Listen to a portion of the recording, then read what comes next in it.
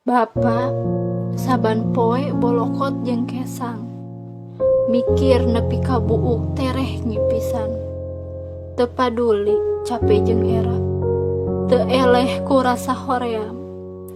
Sosok anu dianggap tara paduli, sosok anu dianggap galak, sosok anu dipikasieun pisan. Tapi Bapa sosok anu pangnyaahna, niheulakeun sagala kahayang barudakna, majuangkeun kabahagiaan jang kulawargana. Bapa sok sanajan anjeun teu ngandung, tapi getihna ngocor ka budakna. Sok sanajan anjeun teu ngalahirkeun, tapi sora Bapa nu pangheulana kadangu ngazanan budakna. Bapa sok sanajan capek beurang peuting gawe kurang sare, belaan anak pamajikan bisa dahar, sangkan teu kalaparan.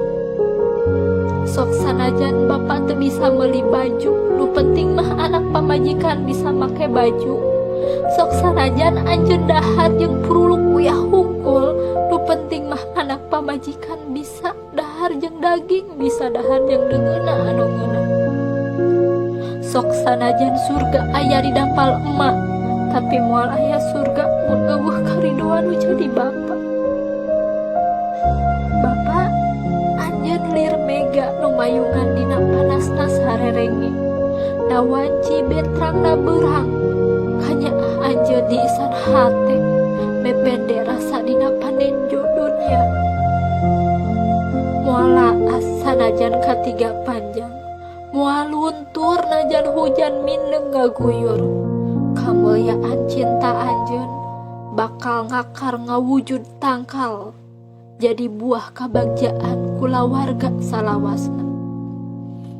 Bapa sabar anjeun dina nyiar pakeun kiwari geus ngawujud bukti runtut sauyunan keluarga.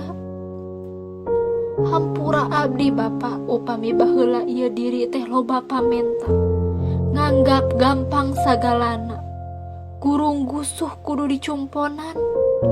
Ayeuna mah geuning karasa capena asruk-asrukan neangan kabagjaan teh. Hampura diri ieu can bisa mulang tarima, boh ku basa atawa carita, komo deui ku harta. Ya Allah Gusti nu agung, pasihan kabagjaan, rejeki nu gampil tur barokah, sehat sareng surga nu langgeng kanggo Bapa